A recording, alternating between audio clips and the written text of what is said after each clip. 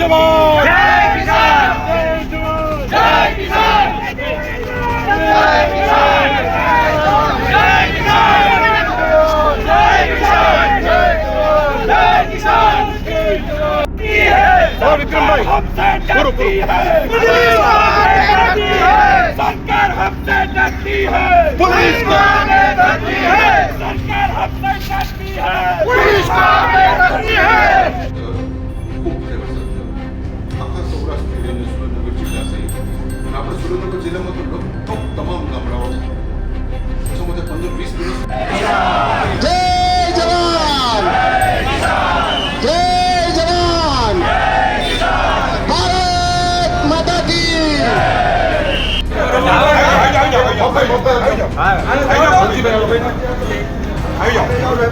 प्रमुख कोई बाकी ना रहे चालू करे बाकी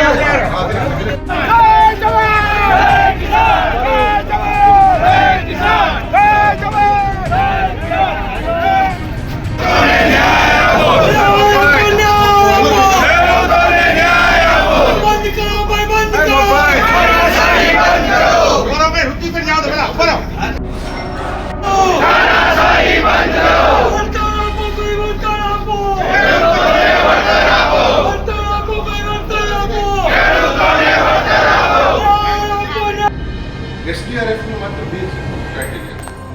બિન પિયત છે કે પિયત છે. બિન પિયત હોય તો વધુ 22,000, પિયત હોય તો વધુ 44,000. આ એને ચૂકવવાનું છે. પક્ષે એ વળતર માટે ખૂબ મોટું આંદોલન કરેલું અને એના કારણે પછી સરકારે એક વળતર પેકેજની જાહેરાત કરી 24/10/2024માં. એની અંદર એસડીઆરએફનું માત્ર બે ક્રાઇટેરિયા છે. બિન પિયત છે કે પિયત છે. બિન પિયત હોય તો વધુ 22,000, પિયત હોય તો વધુ 44,000. આ એને ચૂકવવાનું ખૂબ મોટે વરસાદ આખા સૌરાષ્ટ્ર અને સુરેન્દ્રનગર જિલ્લા સહિત અને આપણે સુરેન્દ્રનગર જિલ્લામાં તો લગભગ તમામ ગામડાઓ સમજો 15-20 દિવસ પક્ષે એ વળતર માટે ખૂબ મોટું આંદોલન કરેલું અને એના કારણે પછી સરકારે એક વળતર પેકેજની જાહેરાત કરી 24/10/2024. એની અંદર આ જે સરકારશ્રીએ કૃષિ પેકેજ ઓક્ટોબર 2024 રજૂ કર્યું છે એના વિરોધમાં આજે સુરેન્દ્રનગરમાં કલેક્ટર કચેરીની સામે ખેડૂતો અને સુરેન્દ્રનગર જિલ્લા કોંગ્રેસ સમિતિ દ્વારા ધરણા પ્રદર્શનનો કાર્યક્રમ આપવામાં આવ્યો છે. અમારી મુખ્ય બે માંગણી છે કે જ્યાં કૃષિ પેકેજમાં એવું સ્પષ્ટ સરકારે ઉલ્લેખ કર્યો છે કે ફક્ત કપાસના પાકમાં થયેલ નુકસાનનું જ વળતર આપવામાં આવશે. આવી જ્યારે પુનઃ વાત કરવામાં આવી હતી, પહેલા જ્યારે કૃષિ પેકેજ ડિક્લેર કર્યું હતું ત્યારે કોઈ પણ પ્રકારની આવી વાત નથી. તેમાં બધા પાકોને આવરી લેવામાં આવ્યા હતા અને જે કૃષિ પેકેજ સરકારશ્રીએ ડિક્લેર કર્યું એમાં 50%થી પણ વધારે ખેડૂતોને કૃષિ પેકેજથી વંચિત રાખવામાં આવ્યું છે. ત્યારે હું સરકારશ્રીને આપના માધ્યમથી સ્પષ્ટ પૂછવા માંગુ છું કે કોના ઇશારે અને કોના પાપે ખેડૂતો વચ્ચે ભાગ પાડવાનું પાપ કરવામાં આવ્યું અને કોના ઇશારે અને તંત્રના કયા અધિકારીઓના ભાગે 50%થી પણ વધુ ખેડૂતો એને પોતાના નિયત સમય મર્યાદામાં જ્યારે અરજી કર્યું એમાં 50% ખેડૂતોને સહાય મળે અને 50% ખેડૂતો વંચિત રાખવામાં આવે, આવું તો કોને કર્યું? અને બીજો મારો સણસણતો પ્રશ્ન એ છે કે જ્યારે સરકારશ્રી ઓગસ્ટમાં અને સપ્ટેમ્બરમાં કૃષિ પેકેજ ડિક્લેર કરે છે એની પણ નિયત સમય મર્યાદા અરજીઓની 25 તારીખથી લઈને 30 તારીખ રાખે છે, તો ત્યારે હવે આ નવું પેકેજ ઓક્ટોબર 2024 થઈ અને ખેડૂતોની મશ્કરી કયા આધારે? એટલે સરકારશ્રી આ મશ્કરી બંધ કરે, નિયત સમય મર્યાદામાં જે ખેડૂતોએ અરજી કરી છે અને જેમને મળવાપાત્ર પોતાનો હક અને અધિકારી છે એ ત્વરિત એક્શનથી આપે, અન્યથા સમગ્ર જિલ્લાના એક ગામડા સુધી આ લડતને લઈ જવામાં આવશે.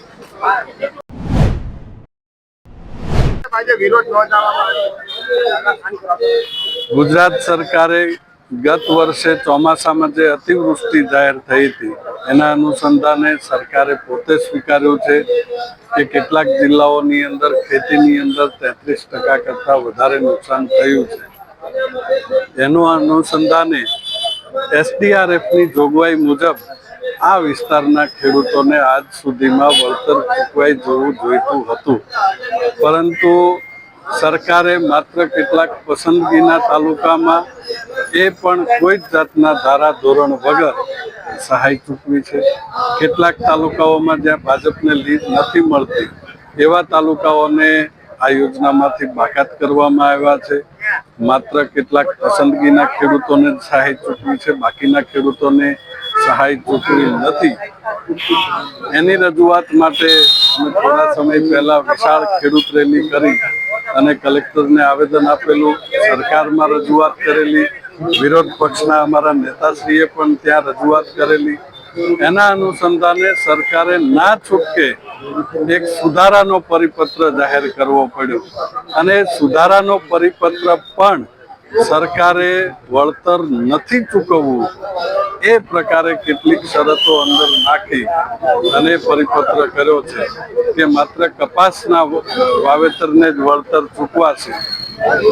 પાછલી અસરથી પાણીપત્રકની અંદર કપાસના વાવેતરનું નોંધ જિલ્લાનું કયું વહીવટી તંત્ર કરી આપશે એની સ્પષ્ટતા સરકારે ક્યાંય કરી નથી.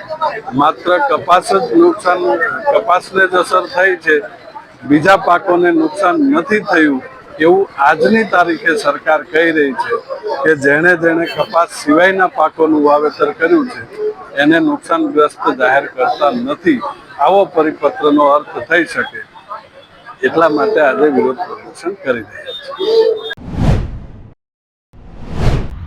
મૃદુ અને મક્કમ સરકાર અને આ સરકારના મુખ્યમંત્રી તેમજ કૃષિ મંત્રી રાઘવજીભાઈ પટેલ અને અમારા સ્થાનિક ધારાસભ્યશ્રી એવા પી.કે. પરમાર સાહેબની અથાગ પ્રયત્ન થકી જે ગત કિસાનોને જે પેકેજ મંજૂર કરેલું હતું અને જે અરજીઓ જે બાકી રહી ગયેલી તેને ફરીવાર અરજી કરવાનો જે વિષય વિરોધ પક્ષ દ્વારા જે ઊભો કરવામાં આવેલો હતો એ ખેડૂતોને ભ્રમિત કરી રહ્યા છે.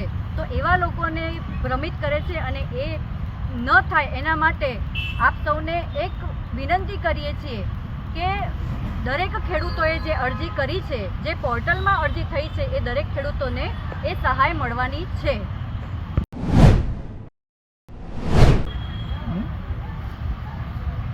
આજ રોજ સુરેન્દ્રનગર જિલ્લાના ઓગસ્ટ 2024 અને ઓક્ટોબર 2024ના જે અતિવૃષ્ટિના સંદર્ભમાં ખેડૂતોના ઊભા પાકને જે નુકસાન થયું હતું, સરકારે ઓગસ્ટ 2024નું પેકેજ જાહેર કર્યું હતું અને ઓક્ટોબર 2024નું પણ પેકેજ જાહેર કર્યું છે. એમાં ખાસ કરી સુરેન્દ્રનગર જિલ્લાની 1,68,000 જેટલી અરજીઓ થઈ હતી. એમાં 93,000 જેટલી અરજીઓને અગાઉ વળતર ચૂકવવામાં આવ્યું હતું. 74 જેટલી અરજીઓ એ બાકી રહી ગઈ હતી.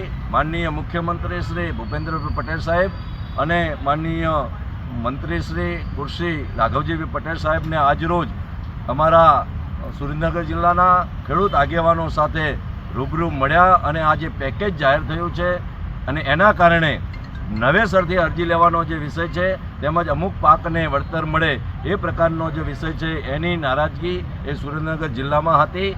માનનીય મુખ્યમંત્રીશ્રી અને કૃષિમંત્રીશ્રીએ ખાતરી આપી છે કે નવી કોઈ પ્રકારની અરજી લેવાની થતી નથી અને જે 74,966 અરજીઓ છે એ તમામ અરજીઓ એનું નિરાકરણ ખેતીવાડીના અધિકારીના માધ્યમથી એ પૂર્ણ કરવામાં આવશે. ટેકનિકલ ખામીના કારણે જે કોઈને વળતર બાકી રહી ગયા છે એ તમામને વળતર આપવા માટેની ખાતરી આપી છે. ત્યારે ખાસ કરી અમારા સુરેન્દ્રનગર જિલ્લાના અંદર ખેડૂતોની અંદર ઉત્સાહનો માહોલ છે. આજે લગભગ 100 જેટલા ખેડૂતો એ માનનીય મુખ્યમંત્રીશ્રી અને રાઘવજીભાઈ પટેલ કૃષિમંત્રીશ્રીને મળ્યા છે અને એમનો આભાર વ્યક્ત કર્યો છે. અને ત્યારે ખાસ કરી માનનીય મુખ્યમંત્રી શ્રી ભૂપેન્દ્રભાઈ પટેલ, નાણામંત્રી કનુભાઈ દેસાઈ અને કૃષિમંત્રી રાઘવજીભાઈ પટેલ સાહેબનો હું ખૂબ ખૂબ આભાર માનું છું. સંવેદનશીલ સરકારે જે નિર્ણય લીધો છે અને અમારા વંચિત ખેડૂતોને તમામને વળતર મળવાનું છે ત્યારે એમનો ખૂબ ખૂબ આભાર. જય જવાન, જય કિસાન, જય જવાન, જય કિસાન. અલગ અલગ કરવા માંડો. બોલો દિલીપભાઈ તમે. એક મિનિટ આજરોજ ગાંધીનગર મુકામે કૃષિમંત્રી માન્ય શ્રી રાઘવજીભાઈ પટેલ અને ગુજરાતના મૃદુ અને મક્કમ મુખ્યમંત્રી માન્ય શ્રી ભૂપેન્દ્રભાઈ પટેલને ખાસ કરીને દસાડા વિધાનસભાના ખેડૂતો આજે મળવા આવ્યા હતા અને એમને અવગત કર્યા કે ભાઈ જે કંઈ 2024નું જે પેકેજ હતું, ખેડૂતોનું જે નુકસાન થયું હતું ઓગસ્ટ અને ઓક્ટોબરનું, અને એ સરકારે નીતિ વિષયક નિર્ણય લીધો અને આપવાની જાહેરાત કરી દીધેલી. છતાંય અમુક લોકો કહેવાતા રાજકીય રીતે ભારતીય જનતા પક્ષના વિરોધી એમને સતત રજૂઆતો ચાલુ રાખી ખોટે ખોટી અને આ ગુજરાતના મુખ્યમંત્રી એ આજે અમને જાહેરમાં કીધું અને કૃષિમંત્રીએ કીધું કે ભાઈ કોઈ પણ ખેડૂતોએ હવે અરજી કરવાની થતી નથી. જે કંઈ અરજી કરી હતી અને જે કંઈ અરજીમાં બાકી રહી ગયા છે એ બધાને વળતર આપવામાં આવશે. આ જાહેરમાં અમને ખાતરી આપી. ખાસ કરીને આ સરકાર ખેડૂતોની સરકાર છે. આ ગુજરાતની જે સરકાર નરેન્દ્રભાઈ મુખ્યમંત્રી હતા ત્યારથી માંડીને અત્યાર સુધીમાં જે કંઈ ગુજરાતના ખેડૂતોની સમસ્યા હતી ઉકેલ આ સરકાર ભાજપની સરકાર જ લાવી છે. અગાઉની કોંગ્રેસની સરકાર નર્મદા યોજનામાં રોડા નાખતી હતી. ખેડૂતલક્ષી એક પણ એ સરકારે ક્યારેય નિર્ણય નહોતા લીધા.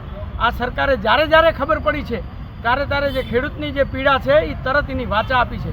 ત્યારે દસાડા વિધાનસભાના અને ખાસ કરીને સુરેન્દ્રનગર જિલ્લાના ખેડૂતોને આ પેકેજ જાહેર કરી અને તરત નવી અરજી નહીં કરી અને તરત તાત્કાલિક જેમ બને એમ તાત્કાલિક અસરથી ખેડૂતોને સહાય આપવાની કરી છે વાત. હું રાજ્ય સરકારને ખૂબ ખૂબ અભિનંદન આપું.